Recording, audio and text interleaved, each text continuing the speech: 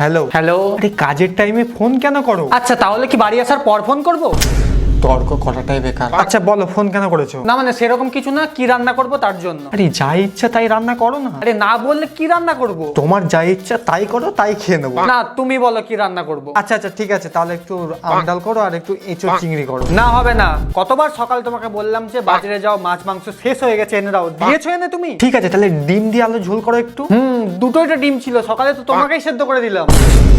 ওরে আমার মা, যা ইচ্ছা তাই করো, আমি তাই খেয়ে নেবো বাড়ি গিয়ে, সত্যি বলছি। না না তুমি বলো। আচ্ছা তাহলে একটু ডাল করো, তার সঙ্গে একটু সয়াবিন আলু তরকারি করো, তাহলে তো হবে। আরে ওটা শনিবারের জন্য তুলে রেখেছি, আজকেই যদি এইসব খেয়ে নিই তাহলে শনিবারের নিরামিষ কি খাবো? দেখো তোমার যা ইচ্ছা তাই করো, প্লিজ আমাকে কাজটা করতে দাও। কি যা ইচ্ছা তাই করো, তুমি বলো কি করবো সেটাই করবো। আচ্ছা তুমি বলো তুমি কি করতে পারবে? আমি তো সজনের ডাঁটা আর আলু দিয়ে তরকারি করেই রেখেছি। তাহলে এতক্ষণ